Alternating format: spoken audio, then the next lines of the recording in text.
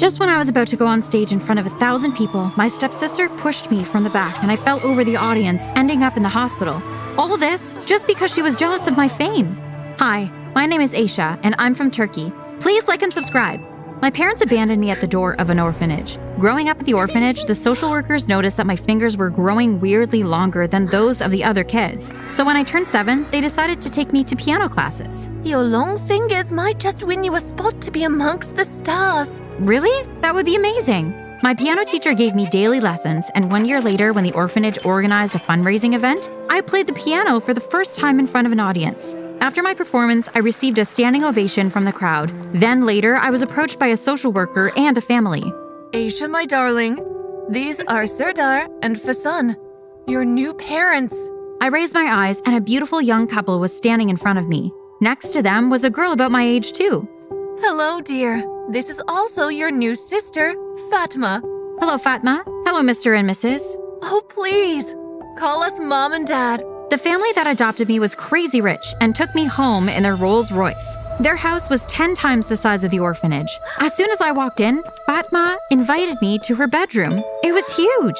These are my dresses. I'd never seen so many dresses before in my life. Can I see yours? Well, you just saw it. I only have this.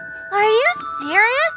Then don't you dare touch any of my dresses. What? Why would I do that? 'Cause you're poor and an orphan, and that's what you people do. My parents made a mistake bringing you here, and I'll make them return you. Return me? What am I, one of your dresses to get a refund on? I left her bedroom. Fortunately, my adoptive parents were great people. They treated me equally as their daughter. Here, my darlings. I brought these shoes for you. They are the same, so you can look like two beautiful twins.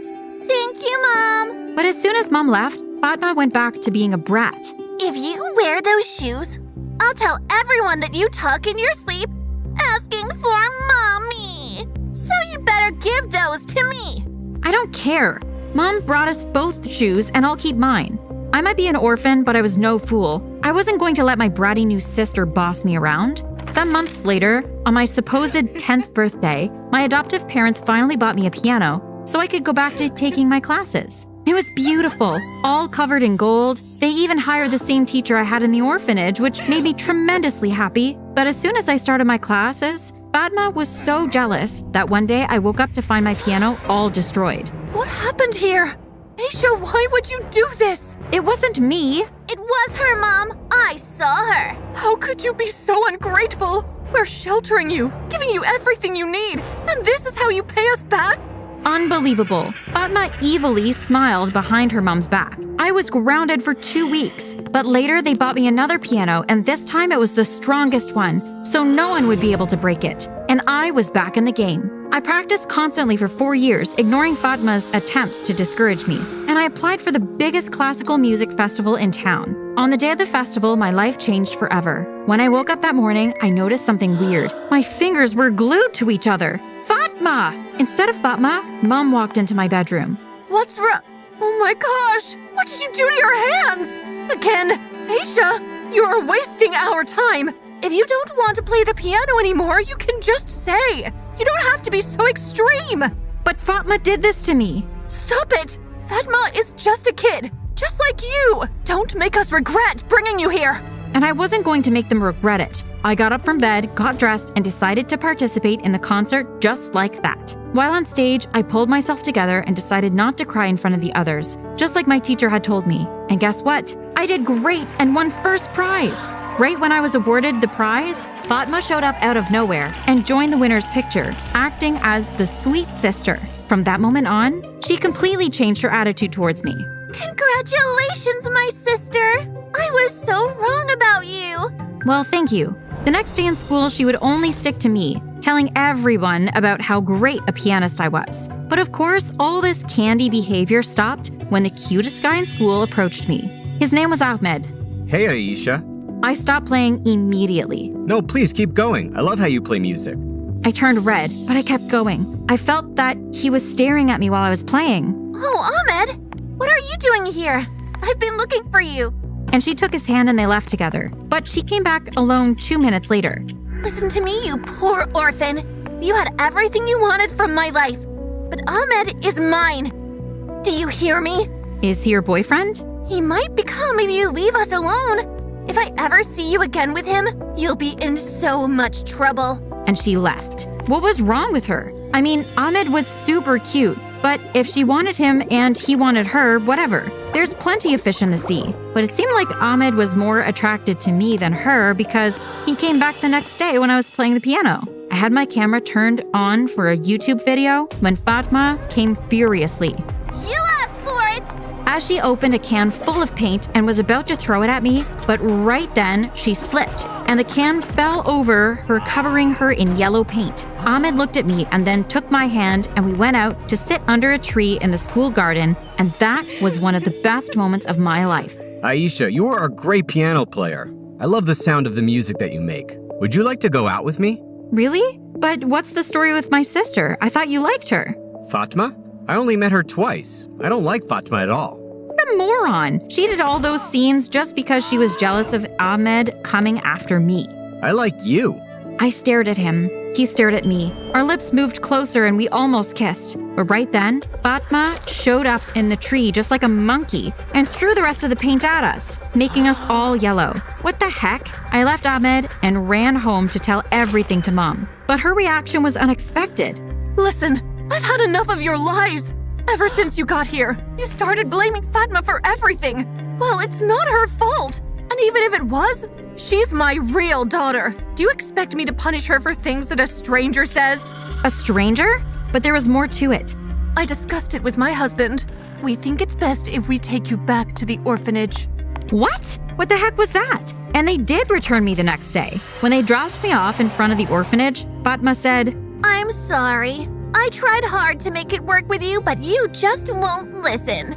Yes, I won't listen to the garbage that comes out of your mouth. And I took my backpack from the car and went inside. Again, after many years, I was a poor orphan. I picked up my piano lessons, and in the next 2 years, I was one of the most famous piano players in the country. When I turned 18, I was allowed to join a worldwide tour and open for the greatest piano player. Such an honor. One night after closing the concert in Brussels, I decided to walk to the hotel. On the way there, I saw a guy walking and holding hands with a girl. But when I got closer to them, I heard them speaking in Turkish, and it made me take a second look. It was Ahmed. He also saw me and stopped. Hey, wow, what a coincidence. And before he could say anything else, I saw that the girl standing next to him was Fatma. Well, I see that some people came out differently at the end. We moved to Brussels in actual universities and not in orphanage classes for studies.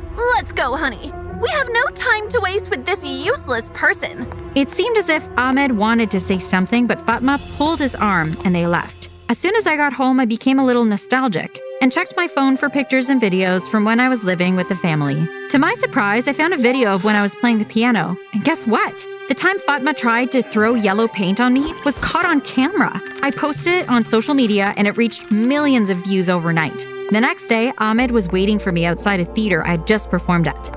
Hey, great concert. I was among the audience. Oh, I didn't know that. You were great. And about yesterday, I broke up with Fatma and I was wondering if you're available to go out with me.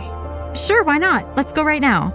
I mean, I always liked Ahmed, and we never exchanged that kiss, so it was worth giving it a try. I had gained so much confidence since I had started being in front of huge audiences, and I wasn't shy anymore. Plus, boys were standing in line for me, and I was used to the attention by then. We walked together to the nearest sushi place, sat down, and had a long chat and dinner. Before leaving, he said, Hey, do you mind picking up the check? I forgot my wallet at home. I would have paid anyway, but it was weird to be asked that. Anyway, I paid, and we left the place when he continued. Hey, do you mind if I sleep at your hotel tonight? My roommate has his girlfriend over. I did have a spare bedroom. All right, sure. And we went to the 5-star hotel where I was staying. Ahmed stayed in the room next to me. The next morning, I wanted to say hi to him, but he had disappeared together with all my jewelry and some cash I had in the drawers. What a piece of wood! I called the police and they came quickly and started an investigation. 2 days later, they caught Ahmed and deported him back home. The next day, I was going to perform at my last concert in Brussels. When I was about to go on stage in front of 1,000 people, the audience suddenly started to change their mood and they were all pointing behind me. When I turned around, I saw the devil running towards me. You made Ahmed leave! You also leave! She pushed me and I fell over the crowd. I broke an arm and ended up in the hospital where I spent many nights. To my surprise, Mom visited me. I'm sorry about everything. I saw the video you posted. So many things I didn't know about my daughter. We sent her to a rehab center. She needed professional help. But we are grateful you were always so calm and patient. I guess it's too late now to ask you to come back to our family since now you have everything. I learned a lesson. That in life, you never know how things might turn out. That's why I'm glad you're keeping the door open for me. She smiled and left. After 50 years, when my adoptive parents passed away, I heard the news while playing in Beijing. Later, I received a letter saying that they had split all of their possessions between me and Fatma, besides the house. That belonged to me now. I decided to turn it into an orphanage for kids under 10. Hi, my name is Pixie and I'm from Ireland. My parents are the most controlling parents on the planet. But before I tell you my story, please like and subscribe to our amazing channel. Why are my parents so controlling, you ask? Well, when I was 8 years old, my parents carried me to the mall to get a pair of skates. While they were talking to the sales clerk, I saw this cute puppy at the store entrance. I went over and patted the puppy, but then it ran away from me. Being 8, of course, I chased the puppy. It was all fun and games till the puppy ran down some stairs and I followed. I tripped and tumbled down the stairs and must have blacked out for a few minutes because when I opened my eyes, a crowd of people had surrounded me. I looked around and suddenly my parents burst through the crowd. Oh, Pixie, are you okay? Mom hugged me, but when I tried to get up, my ankle hurt. Ouch! Let's get you to the hospital. What Mom and Dad thought to be just a visit to the hospital to get my ankle checked out turned into a meeting with social services, who reported my parents for negligence. A judge sentenced them to 6 months of parental classes. My parents were furious. Now, at age 17, Mom and Dad still treated me like an 8-year-old kid. Something about them not wanting any of my bad decisions to reflect on them as parents. Today was the football game at school, and I really wanted to go, but of course, my controlling mother did not want me to go. I glared at Mom, who was basting a turkey on the kitchen counter. Mom, all of my friends are going to the football game. You can't keep me here forever.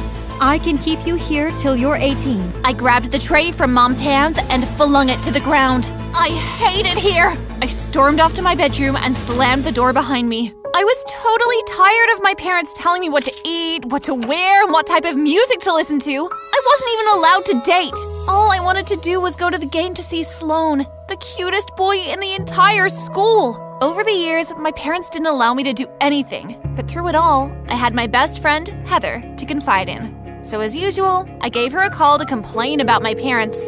You know, I've been crushing on Sloan for 3 years. And I also know Sloan is out of your league. Oh, really? Girl, Sloan is the captain of the football team.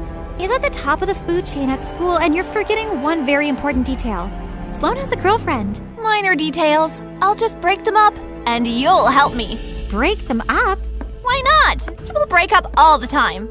Pixie, I'm not going to help you break up Sloan and Jana because you want dibs on Sloan. Fine, I'll do it myself. I hung up on Heather. If she didn't want to help me, I'd find a way to do it myself. The next day at school, as I walked through the hall, Sloan and Jana walked by. I smiled at Sloan, and guess what? He smiled back. I was so into the moment that I didn't notice a group of boys coming out of the science lab with a huge papier-mâché volcano. I bumped into them and fell with a thud to the floor. If that wasn't embarrassing enough, the volcano fell on top of me and some of the goo from inside the volcano splashed into my eyes. I wiped my eyes, but it was still blurry when someone extended their hand to me and I took it.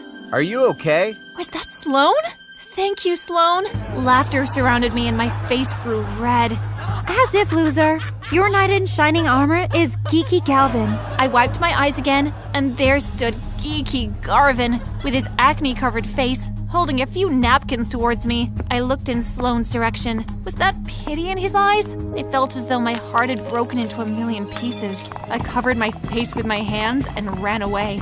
Run, Pixie, run! Another roar of laughter escaped the crowd. I ran into the bathroom and sat in one of the stalls. After a few minutes, the bathroom door opened and a group of girls came in chattering. It was Jana and her minions. So, Jana, how was your date with Tegan? You went on a date with Sloan's best friend? Of course. I did it and it was worth it. He's a much better kisser than Sloan, and he took me to the fanciest restaurant in town. Don't you feel bad for doing that to Sloan?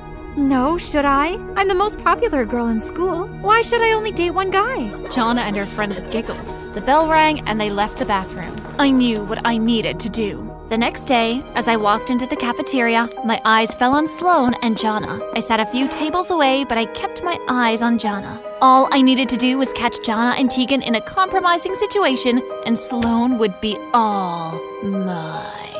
My chance came 15 minutes later when Jonna kissed Sloan and walked out of the cafeteria. With my phone in hand, my heart pounded as I followed Jonna, who disappeared under the bleachers. I tiptoed towards the bleachers, and there was Jonna making out with Tegan. I pressed record on my phone and began taping. They were so into each other that they didn't even see me. Suddenly, a ball slammed into the side of my head. Ouch! I fell to the ground and my phone fell from my hands. Tegan and Jonna turned and saw me.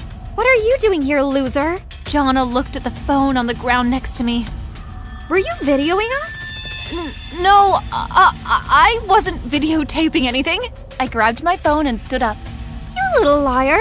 Jonna tried to grab my phone, but I ran. A few minutes later, I burst into the cafeteria breathless and sent the video to Sloan. I slid under a table just as Jonna and Tegan entered the cafeteria. Where is she? She scanned the cafeteria looking for me. I watched as Sloan checked his phone. He looked shocked, then angry, and I smiled smugly. I couldn't believe my plan was coming together. Jana, what is this? Sloan walked over to Jonna, and I got up from under the table and sat on a chair to get a better view. What is it, Sloan? Sloan shoved his phone into Jonna's hands. Jonna grimaced as she looked at the phone. This? What is this? Are you trying to make me look like an idiot? Jonna's eyes locked with mine, and I smiled. Babe, it's not what it looks like. Sloan walked over to Tegan. And as for you, I watched in horror as Sloan punched Tegan in the nose and Tegan doubled over. Sloan, stop this! Jonna then turned and pointed in my direction. You! This is all your fault! Jonna ran over to me and grabbed me before I could get through the cafeteria door. Chairs and tables crashed to the ground as both fights ensued. Fight! Suddenly, the cafeteria doors burst open, and Mr. Hickley marched into the cafeteria and pulled us all apart. What in the world is going on here? Mr. Hickley pulled Jonna and me apart, then Tegan and Sloan. The four of you to my office, now. Mr. Hickley gave us detention for a week. The next day, after detention, I waited until Sloan was alone before I approached him. Hi, Sloan. Hi, Dixie. Actually, it's Pixie. There was an awkward silence between us. Then I did it. Do you want to go on a date with me? Honestly, I expected him to say no, but I was over the moon with what he said next. Sure, why not? There's a new restaurant I'd like to check out. I'll pick you up at 7 p.m. on Saturday. That night as I lay in bed, I couldn't believe it. I, Pixie Ryan, had a date with the Sloan Walsh. Now, I had to find a way to go on the date without my parents finding out. On Saturday night, I lay under the covers when Mom walked into my bedroom. Honey, I'm so sorry you're not feeling well. Uncle Thomas will surely miss you at his party tonight. Are you sure you don't want us to stay home with you? No, I'll be okay. You and Uncle Thomas only see each other once a year. And someone has to beat Aunt Maggie at karaoke tonight. Mom laughed. She kissed me on the forehead. Good night, Pixie. Call us if you need anything. I will. Mom turned off the light and closed my bedroom door behind her. As soon as my parents drove off, I jumped out of bed and turned on the light. I removed my robe. Under it, I wore a cute black mini dress. If my parents saw me in a dress this short, they'd have my head. A few minutes later, the doorbell rang. I grabbed my purse and ran downstairs to open the door. When I opened it, there stood Sloan looking as handsome as ever with a bouquet of flowers in his hands. You look beautiful. These are for you. Sloan handed me the flowers. Thank you. They're beautiful. Are you ready to get this date started? Most definitely. Our first date was amazing. On the way to the restaurant, Sloan and I laughed and chatted as though we'd known each other our whole lives. At one point in the car, he even held my hand and kissed it as we drove. When we got to the restaurant, he pulled out my chair and even helped me order because the entire menu was in French. Sloan said his grandfather was from Paris and he visited him over the summer. After dinner, we drove to the beach and walked along the sand underneath the moonlight while holding hands. When Sloane walked me to my front door, I must admit that I was a bit nervous. Thank you. Tonight was perfect. I had a great time. I had a great time as well. I'd like to take you out again if that's okay with you. I'd like that.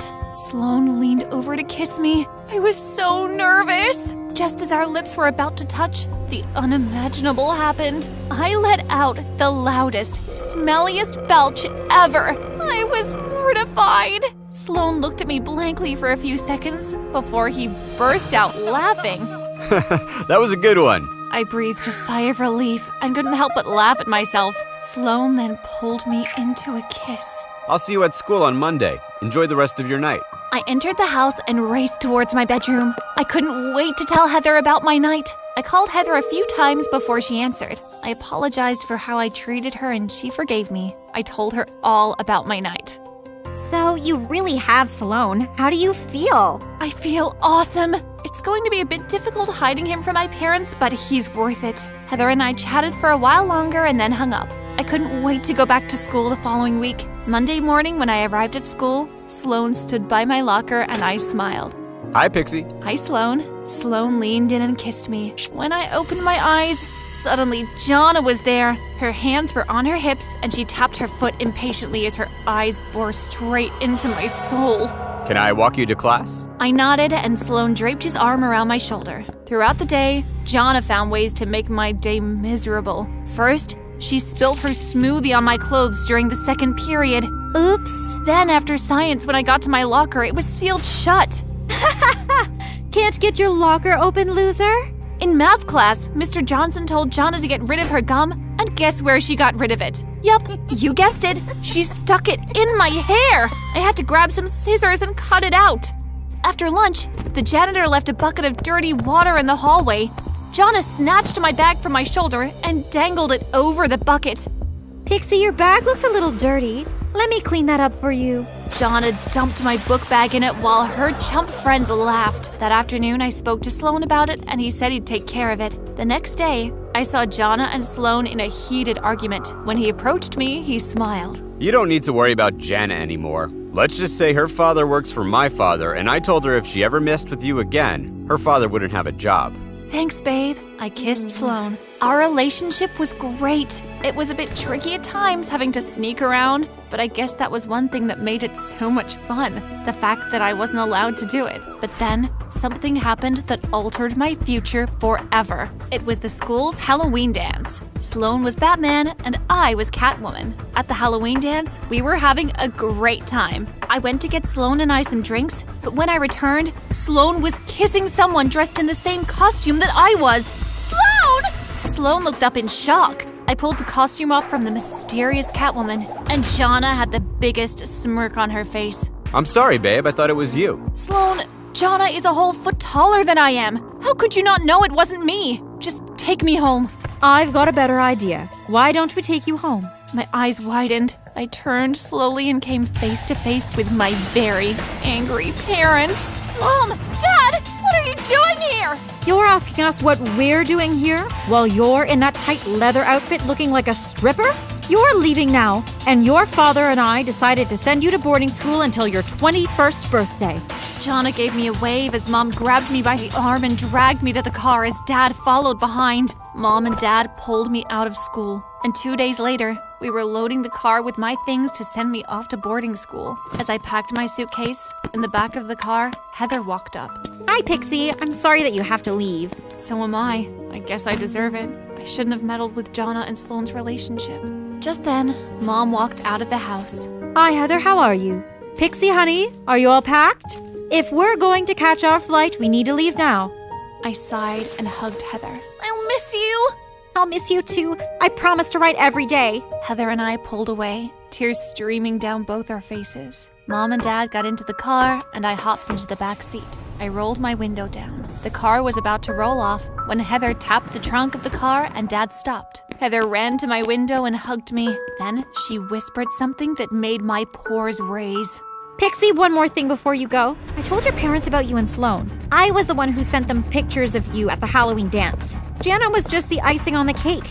Now that you're out of the picture, he's all mine. Heather pulled away and Dad drove off. I was beyond shocked. My own best friend. She was the one who'd betrayed me? To say I was shocked was an understatement. Do you think I deserved what Heather did to me? Leave your answers in the comments below. Hi, my name's Isabella and I'm from Mexico. Please like and subscribe. Growing up, I was always a loner. Quick, everyone run! Isabella's here! I don't know why everyone hated me. What was I doing wrong? But I had learned to accept my fate as a loner. That is, until Elle moved in next door, and she changed my life forever.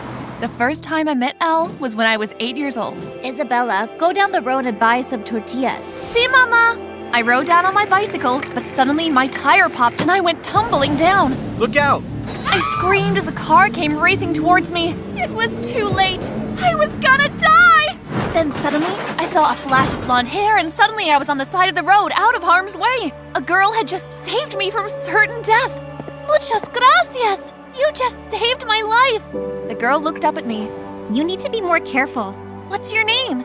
Elle, Oh, are you my new neighbor? I guess. I smiled and hugged her. She blushed. Thank you, Elle. I'm Isabella. Elle gently escaped my hug and said goodbye. I thought that would be the last time I'd see her. Boy, was I wrong. The next day at school, I was walking through the hallway when suddenly I was shoved to the ground and my backpack was ripped from my grip. Oh, Dios mío, seriously, Isabella? Aren't you a little too old for Barbie? Camilla and her team of sheep laughed. Please, Camilla, give it back! No, you embarrass me just by the sight of you. You need to learn that embarrassing me comes with a price. Please, just stop it! Never, you little... One moment Camilla was there, the next she was sprawled on the ground. And standing there like some kind of superhero was Elle. Back off. What the... Elle hissed at Camilla and she backed away. What are you, loco? I don't like bullies. Camilla's friends helped her to her feet. You're gonna regret that, new girl. And you? Camilla glared at me. You'll regret that too. Camilla and her gang ran off, while Elle helped me up and handed me my bag. Thank you again. It seems you are my guardian angel. I guess so. From that day on, Elle and I became best friends. The problem was, I had no idea that Elle wanted to be more than just friends. I discovered Elle's secret when we were out on the swings in our school playground. Isabella, we've been best friends for a while now. Yeah! What? It's been like 8 years or something, right? Yeah, but I have something I need to tell you. Sure. What is it? Elle looked really nervous. Are you okay? Yeah, Elle? I like you. Huh? Oh! I like you too! No, Isabella, not like that. I mean, I have a crush on you. I love you. I was frozen. What? Wow, I had no idea. Do you feel the same way about me? I'm sorry, Elle. I don't feel that way about girls. Elle stood up. Elle, I'm really sorry. Fine, it's fine. And then she ran off. Elle, wait! She ran into the school building and disappeared. I stood there, still feeling confused. Had that really just happened? My best friend was in love with me? Suddenly, there was an enormous explosion, and fire broke out in the school. Screams erupted as children escaped the flames. Oh my god! Elle! I rushed in to try and find her, but the crowds of escaping students overwhelmed me and I was brought outside. It took a while for firemen to arrive and douse the flames. Eventually, I spotted Elle being escorted out of the school. Elle! Oh, thank God you're alive! Stand back, miss. What? Where are you taking her? She started the fire. She's been acting crazy, so we're taking her in. She'll likely be put in a psych ward. What? No! She... Stay back. There was nothing I could do. They took Elle away. I was distraught. They did end up putting Elle in a psych ward, but it made no sense. She was fine just a week ago. At school, I became the biggest loner again. Camilla was overjoyed. One day she shoved me against my locker and grabbed my pink Barbie backpack again. Now it's time you paid. Please, Camilla, don't! Shut up, Pipsqueak. Suddenly, whispers arose in the students around us. Even Camilla stopped to look what was causing such a commotion. The crowds parted, and from them emerged the source of the whispers. It was a guy, but not any ordinary guy. A super hot guy. I could see Camilla was in awe. He must be a new guy at school because I'm sure I would have noticed him before. He walked over and suddenly looked over at me. Hey, Isabella. He knew I existed? Camilla looked just as shocked. Hi, what's your name? She pouted her lips in an attempt to look sexy, but she just looked like an idiot. The new guy took one look at her and rolled his eyes. Then he held out his hand. Camilla stared at it, slightly confused, then put her own hand on his. Not your hand. Give me the bag. Oh. She handed him the bag, then the guy approached me and helped me to my feet, handing me my backpack. Here you go. Wow, thank you, Antonio. The name's Antonio. Thank you, Antonio. I glanced at Camilla and her face was priceless. I wish I had a camera. Antonio grinned, then walked away. Everyone's eyes were on him, and I knew they were thinking the same thing. Why would he talk to Isabella of all people? After that intense ordeal, I wanted to vent to someone about it. So that day after school, I planned on paying Elle a visit at the psych ward. I didn't know if they were accepting visitors, but I was willing to try. But just as I was about to leave school, I heard a loud engine start up and a motorbike pulled up beside me. The guy took off his helmet and I gasped. Antonio! Hey, beautiful. I felt my knees buckle. The hottest guy at school just called me beautiful.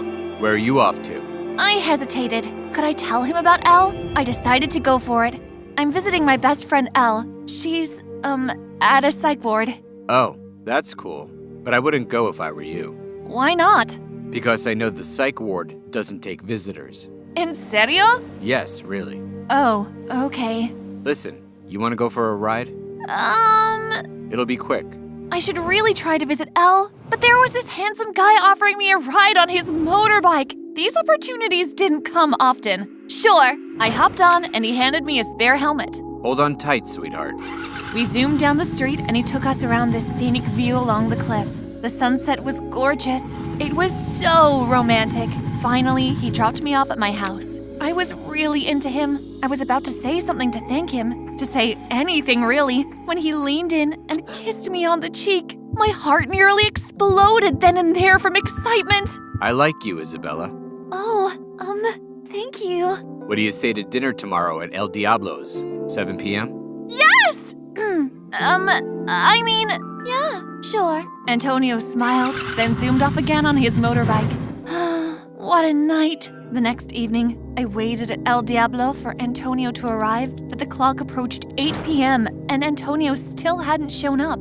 Great. Did I really expect a guy like him to like me? I sighed. Antonio had stood me up. I shouldn't be surprised, but still, I thought we had shared something special. I grabbed my purse and left the restaurant. At this point, it was already 8:30. I had no hopes of him showing up anymore. But just as I was leaving, I heard the familiar purr of an engine and suddenly Antonio was there. I'm sorry I'm late. You're an hour and a half late, Antonio! I looked at his clothes. What are you wearing? It looked like some kind of nurse outfit. Oh, I work at a hospital. Yeah, I had a late shift tonight. We had someone come in from a freak car accident. I had to stay in and help them. That's why I'm late. Oh, well, maybe that was an acceptable excuse. I'm really sorry, Isabella. Can you forgive me? Fine. Do you still want to have dinner? No, I'm too tired now. Just drop me back home. He took me home, but just as he was about to leave, I stopped him. Wait, I want to give you something. What? I kissed him on the cheek and he blushed like crazy. Oh, thanks. I grinned. Now it was my turn to make him all flustered. The next day, I decided I really had to visit Elle now. I wanted to tell her about Antonio. I didn't care if the psych ward wasn't allowing visitors. I had to see her. But when I arrived, I received some shocking news. She escaped. No manches! No way! Yeah, about a month ago. The authorities are still looking for her, but it doesn't look like they'll find her anytime soon. I went home feeling numb. Elle escaped? Where was she? Why hadn't she contacted me yet? I was beyond confused. The next day at school, I went over to the swing set where I had last spoken to Elle. I sat down on the swings. Elle, where are you? I heard a noise beside me, and Antonio appeared. Hey, Isabella. Oh, hi. May I? Sure.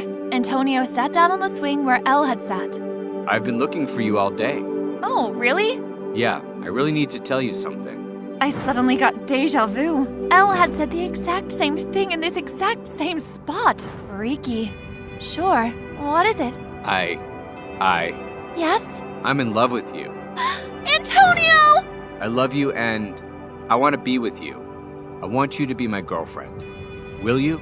I was overjoyed. I leapt onto him and kissed him fully on the lips. Of course! I'm so happy you asked! Antonio grinned, but then the smile fell off his face when a voice sounded behind us.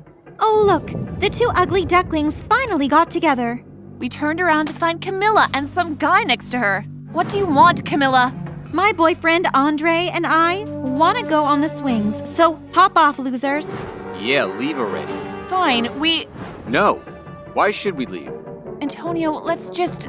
Isabella, you dingus, just shut up already. You shut up, Camilla. Oi, don't speak to my girlfriend that way. Or what? Or you'll get a taste of this knuckle sandwich. We'll see about that. No, wait!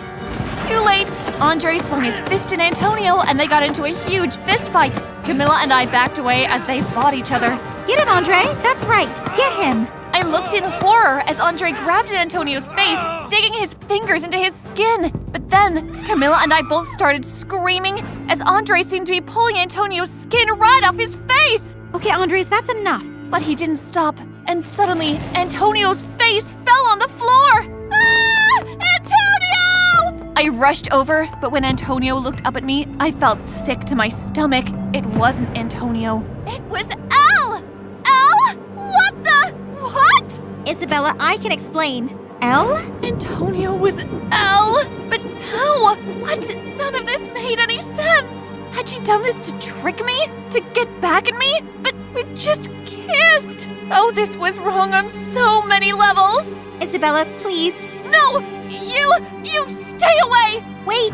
I turned on my heel and bolted. I ran as fast as I could. I couldn't deal with this right now. I ran towards home, but I heard a familiar motorbike engine and suddenly Elle was driving beside me. Please, Isabella, can we talk? You tricked me! And I couldn't be more sorry. I made a mistake. Please, Isabella. Please, can we just talk this out? I'm asking you as your best friend. I slowed down, then came to a halt. Fine. I walked over to the nearest tree and collapsed beneath its shade. Let's talk. Elle joined me and lay down. Why did you do it? You know why? Because I love you. But I don't feel the same about you. And you knew that. I know, but when I was in that psych ward, all I could think about was you. I had to get to you. I had to be with you. And if I had to be a guy to do that, then so be it. You escaped? Yeah, when you found me in that nurse's outfit, I had just gone back to the psych ward to retrieve my things. I was using that as my disguise. I used my house as my base, and that's where I made this mask. I became Antonio. I did it for you. Elle, you do realize this is all crazy, right? Yeah. Now, what do you think is the best thing to do? I should go back to the psych ward. I'm sorry, Elle, but it's the best thing for you right now. I really love you, Isabella. And I love you too, but as my best friend, not as a girlfriend. Promise you'll visit me? I leaned over and hugged her. Of course.